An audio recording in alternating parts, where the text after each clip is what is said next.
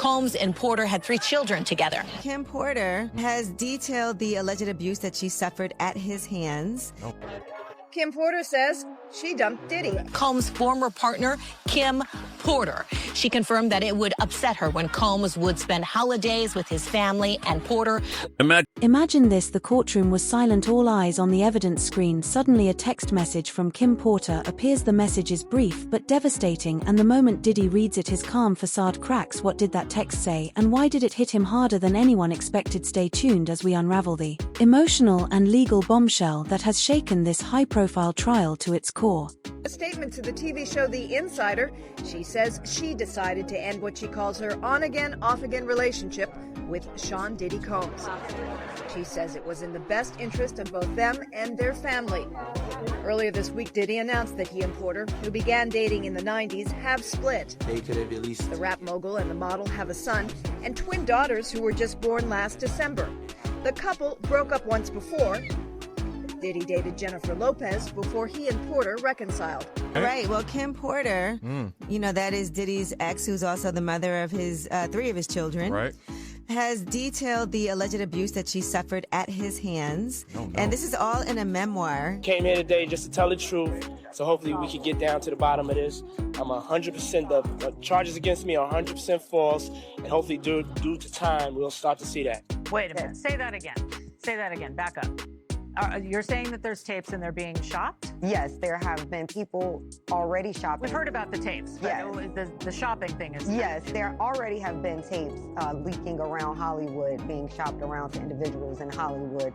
But one particular person contacted me to shop a particular video they were in possession of. Now, to the latest on the arrest of Sean Diddy Combs. This one has so many people talking. The disgraced music mogul facing federal racketeering, conspiracy, and trafficking charges. Both the prosecution and defense teams are set to discuss the next phase of action following the indictment as investigators work to determine potential co-conspirators.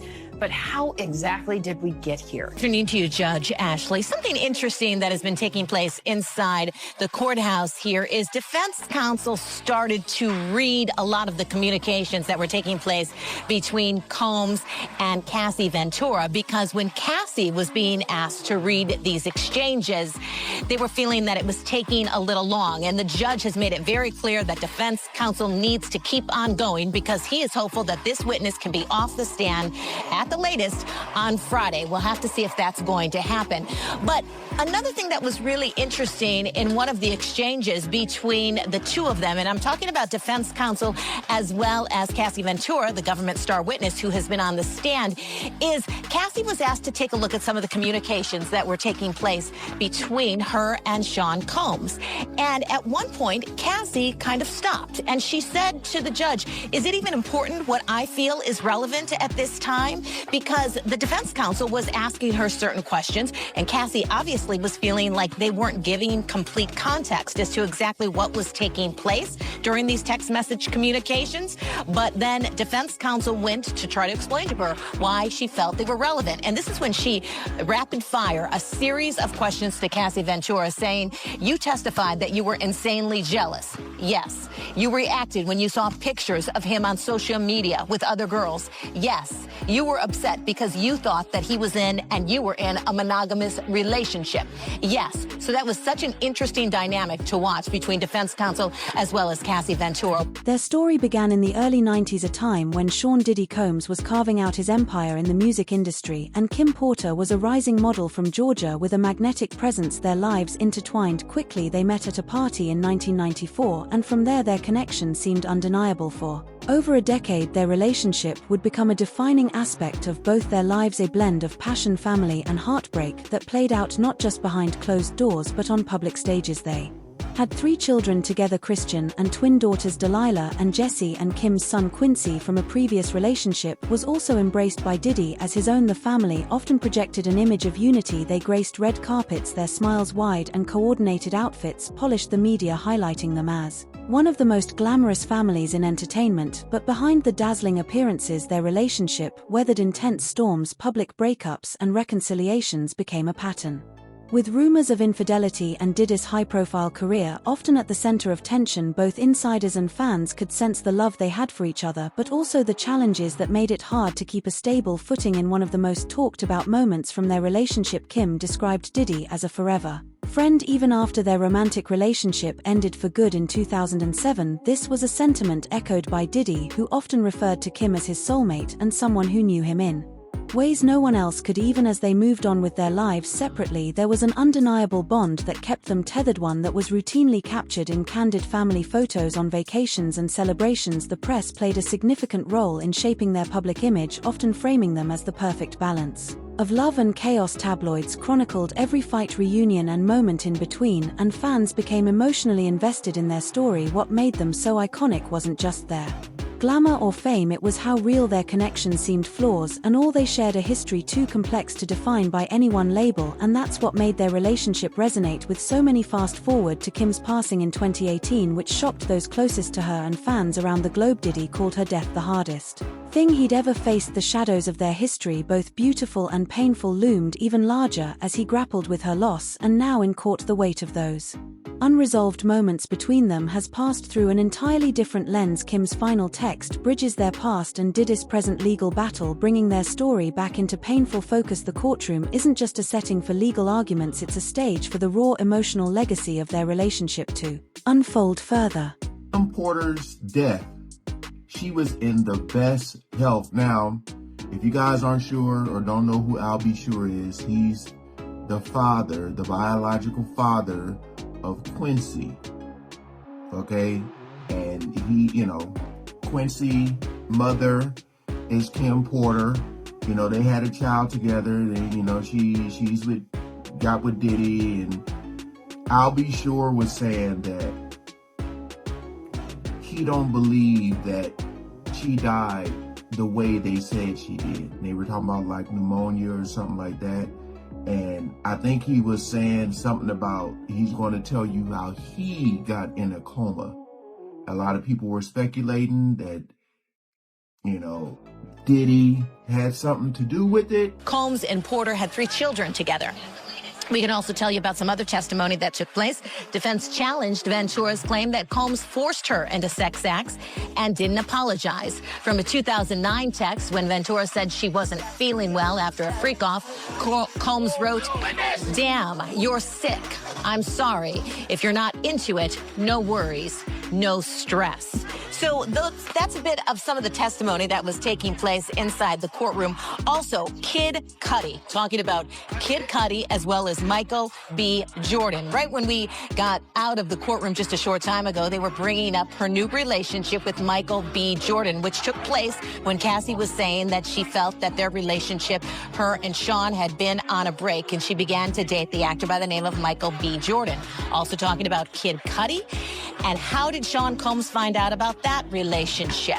Well, she had a burner phone, and during one of the freak-offs, he was taking a look, though, not at her burner phone, another phone, and that's when Sean Combs discovered that she had a relationship with Kid Cudi. And she said it was scary. Things didn't go well after he found out. Defense counsel asked her while she was on the stand, did you feel justified in being unfaithful with Sean Combs when you began that relationship with Kid Cudi, because Sean Combs, was dating other women? And she didn't really have a good answer to that. She didn't really say she felt justified, but just said, in my mind, we were on a break. The courtroom was heavy with silence when the prosecution stood to introduce a new piece of evidence. The tension was thick as they held up a printed copy of what they referred to as Kim Porter's final words. The text, they explained, had been retrieved during the investigation and was dated just days before her passing at the defense table. Diddy sat motionless, his eyes fixed squarely ahead. Although his posture remained steady, anyone watching could feel the invisible weight pressing down on him.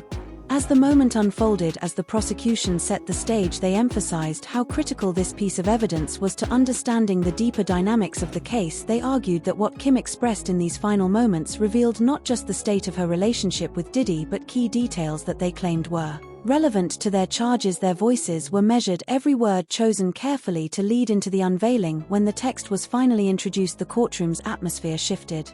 Members of the gallery leaned forward, jurors glanced at one another, and the murmur of whispers briefly filled the room, only to be cut off by a sharp order from the judge. The prosecutor walked toward the bench as an enlarged image of the text was displayed on a screen for everyone to see. The message was read aloud word for word in a tone designed to carry every ounce of its emotional weight. Diddy's initial reaction was subtle. His jaw tightened slightly, his hands clasped together on the table, but as the text continued, something began to change. His eyes, which had been steady until then, shifted toward the screen, and for a brief moment his face betrayed an expression of raw vulnerability. This was no ordinary piece of evidence. Legal experts agree that text messages often carry significant weight in trials because they provide a direct, unfiltered glimpse into a person's thoughts and emotions. There's no script, no stage delivery, just words as they were sent in the heat of a moment. In high-profile cases, texts can be pivotal, offering juries a humanizing or damning view of the people involved. Kim's message held that kind of power. It was a glimpse, however brief, into the unresolved emotions that lingered between her and Diddy. The text read, "Puff, I thought we were forever. How did it get here? You can run the world, but you can't run from what we had. Remember that." The room fell silent as the final line was spoken. It was a message filled with love, anger, and heartbreak, leaving everyone to wonder what led her to send it and why the prosecution chose now to bring it into the spotlight. All eyes turned to Diddy, whose demeanor shifted almost imperceptibly, but enough that the tension in the room rose again. The prosecution had done more than introduce evidence. They had hit a nerve, one that would change the tone of the trial moving forward. Our next guest was a New Jack Swing superstar in the 80s. Now, Al B. Sure is using his second chance at life to fight for health equity. After surviving a coma and liver transplant, he's an advocate pushing for real healthcare change. He's also exposing shocking truths about the music industry and recording artist Diddy in his upcoming tell-all, Do You Believe Me Now? It comes out this fall. Al B. Sure, though, is joining us this morning. Good to see you. So good to see you. You look good. You feeling good? I am so blessed. We woke up this morning. We don't call it a comeback like LL says, right? Mm-hmm. This is updating my software. And I'm truly grateful to be here. And Roseanne. Al, the last time you were here, you could barely walk up the step to sit down here. Barely. You were my first interview with Cristal, right? Yes. When I was released from the hospital, and it was just, what an amazing journey it's been. You know, I figured, look, when you get lemons, make Arnold Palmer. So what are you doing now? How are you getting the word out? Well, you know, it's been an amazing journey. I get the call from my co-founder, Ms. Rachel Nordlinger. We started the Health Equity and Transplantation Coalition, and we are advocating in Congress, fighting for equal access to quality health care, just focused. And my focus, obviously, you know, standing in Congress and speaking in front of Congress, I've made it very clear. I am not here for the politics. I'm not here for the next election. I'm simply here to save lives of transplant patients. So, so there's a focus there. We've had some success in Congress related to having people come across the aisle, because I made that clear. So this is a real life mission. There's no marketing in my life. Roseanne, this is the best time of my life. You look good. This is not, you know, there's no hustle, there's no marketing, I'm living my truth. You see how grateful and appreciative he sounded like that? Up until this moment, Diddy had maintained a calm, almost detached demeanor throughout the trial. Each day he arrived in tailored suits, his expression measured, making only brief eye contact with the jury, as if to keep his emotions tightly in check. Observers noted that his occasional whispers to his defense team seemed deliberate, part of a strategy to remain composed in the public eye. Even when the prosecution introduced photos, contracts, and conversations from years earlier, Diddy chose to sit stoically. It was as though he had built an invisible wall around himself, but that wall didn't hold for long. The air shifted dramatically the second Kim Porter's text was displayed in the courtroom. At first, Diddy barely moved, blocking his gaze on the screen as the words were read aloud. His fingers, which had been resting lightly on the edge of the table, gripped the edge more tightly. From a distance, it might not have looked like much, but for those who'd been watching him all week, the change was undeniable. His shoulders stiffened, his jaw clenched, and then came the moment that caught everyone off guard. His eyes filled with tears. What had started as a flicker quickly became unmistakable. For someone who had been so determined to stay impassive, this was a rupture. The room reacted in waves. There were audible gasps from the gallery, followed by a stir as people began whispering. Even the judge, who had spent much of the trial curtly urging the room toward order, seemed to pause for half a beat, acknowledging what everyone had just witnessed. It wasn't just the content of the message that was shocking. It was what it did to him. This reaction wasn't part of any legal strategy or scripted moment. It was raw and unscripted. And for many watching, it felt like the Diddy they'd so often seen in control both in life and on stage was suddenly just a man grappling with his wounds. High-profile trials often hinge on moments like these. Emotions, even fleeting ones, can leave irreversible impressions. One need only look at other cases like the frenzy surrounding Britney Spears' conservatorship hearings or Johnny Depp's defamation trial to understand how a single emotional outburst can shift public sympathy or harden perceptions. Here, in those brief seconds of Diddy's reaction, the prosecution saw an opening. A particularly sharp-eyed juror might interpret his emotions as regret, while others could see them as guilt, depending on how the attorneys frame this moment. In their next argument, psychologists have long noted that public trials magnify emotional triggers, particularly for those already under immense pressure. In Diddy's case, the weight of decades spent as a public figure combined with the deeply personal nature of this evidence made his response almost inevitable. Humans aren't designed to compartmentalize loss that neatly, especially when the loss is now intertwined with accusations on such a massive scale. After the outburst, the courtroom atmosphere became electric.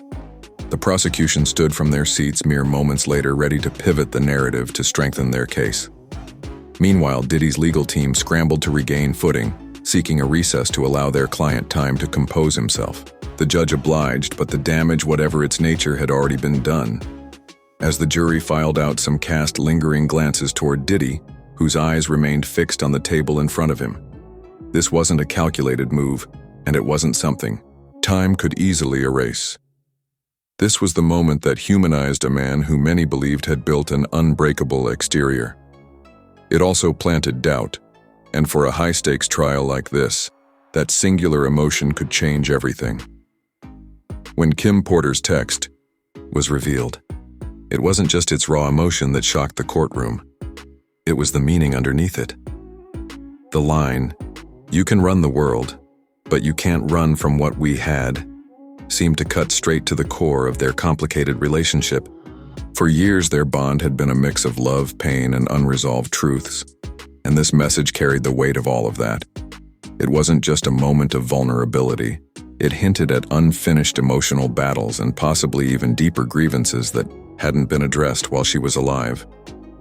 To the prosecution, this text wasn't just evidence of a personal connection. It was central to their case. They argued that it painted a vivid picture of a fractured relationship, one they suggested played an integral role in the narrative they were building against Diddy. They claimed that moments like this text exposed a darker dynamic, one they aimed to link directly to their allegations. The tone of their argument suggested they believed this single message could sway jurors by giving them an intimate glimpse into the human side of a very public figure. For the defense, it was a challenge. How do you counter the emotional impact of a message like that without dismissing the significance of Kim's words? Cases like this have hinged on less. In high-profile trials, personal messages often become pivotal moments, offering jurors a direct line to the emotional realities behind the charges. Take, for instance, legal battles in the tech world, where leaked text messages have exposed power struggles or hidden motives. Or even more personal cases like the trial of NFL star Aaron Hernandez, whose text messages to loved ones were dissected in court to piece together intent and emotional. State messages, by their very nature, aren't just words, they're context. Unfiltered emotions frozen in time. Kim Porter's text was no exception. It offered the jury a glimpse of not just their relationship, but the fragility behind the powerful image Diddy has projected for decades. Beyond the courtroom, this text isn't just about legal arguments. It reflects the deep complexities of how personal relationships intersect with fame and power. Public figures often live lives that straddle two realities: the polished, controlled narrative they show the world and the raw, unvarnished truth behind closed doors. For Kim and Diddy, the public saw the red carpets and coordinated family photos. But this message pulled viewers into the side of their story the cameras never saw. The unanswered questions surrounding this text only deepened the intrigue. Was it meant as closure, or was it a plea for reconciliation? Did Kim send it in a moment of reflection, or was it a reaction to something much larger? Brewing beneath the surface, there's no way to know. But the timing of the message so close to her passing shrouds it in a kind of finality that's hard to ignore. Perhaps that's what hit Diddy hardest. It's not just the words themselves, but the realization that they may be the last ones she ever sent to him. This text shifted the trial's tone permanently. It wasn't just a reminder of their bond. It was a reminder of everything unresolved between them. For the jury, it's not just evidence, it's a window into the emotional stakes of this case and possibly a clue about what the future of the trial holds. The courtroom is still buzzing from the shock of the text message revelation. Reporters have flooded the headlines with phrases like "Diddy unravels," and Kim Porter's final words shake the trial. I know, while commentators debate how such a deeply personal moment will impact the case, inside the courtroom itself, the prosecution seems emboldened, more confident in their ability to tie the emotional undertones of Kim's message to the larger narrative they're trying to build. Diddy's defense team, on the other hand, appears to be recalibrating. Their strategy relies on discrediting emotional manipulation, while keeping the focus on the hard facts of the case, and moments like this complicate their path forward. For Diddy, this trial is no longer just about presenting a defense. It's about navigating the court of public opinion as well. The reactions from fans and critics have been polarizing, with some sympathizing with Diddy's visible grief and others twisting it into an assumption of guilt. High-profile figures in the entertainment industry are watching closely, some staying silent, while others hint at their own views on social media. Public perception is volatile, and no one understands the stakes better than Diddy himself, a man whose brand has long been tied to an image of success and control. If there's one thing this moment has proven, it's that the mask of composure can crack, and people are watching every second of it. In trials like this, high emotion can sometimes work to a defendant's benefit, softening their image and humanizing them in the eyes of jurors, but it can also backfire, particularly if the prosecution uses it to paint a picture of instability or implied guilt. Historically, we've seen emotional courtroom moments shift the course of a case. In the Oscar Pistorius trial, for example, his visible breakdown at pivotal moments became a talking point for both sides, leaving some jurors swayed by his remorse and others skeptical of his sincerity. With Diddy, this is shaping up to be a similar battle, not just over evidence, but over interpretation. Experts in jury behavior have noted that emotional moments in trials often stay with jurors longer than even technical evidence. It's easy to forget the language of formal arguments and objections, but tears or an unguarded reaction leave a lasting imprint. Prosecutors know this, which is why they deployed Kim's text at precisely the right moment to amplify its impact. The defense, on the other hand, will find itself in the tricky position of trying to negate the emotional power of the text without seeming callous toward Kim or dismissive of the jurors' feelings. Looking ahead, the uncertainty both in court and outside it looms large. Will Diddy's defense team shift gears to focus on rebuilding his composed image, or will they lean into the humanity of his reaction to sway the jury? And how will the prosecution capitalize on this crack in his armor as they push their argument forward? What's clear is that the stakes have never been higher, not just for the trial's outcome,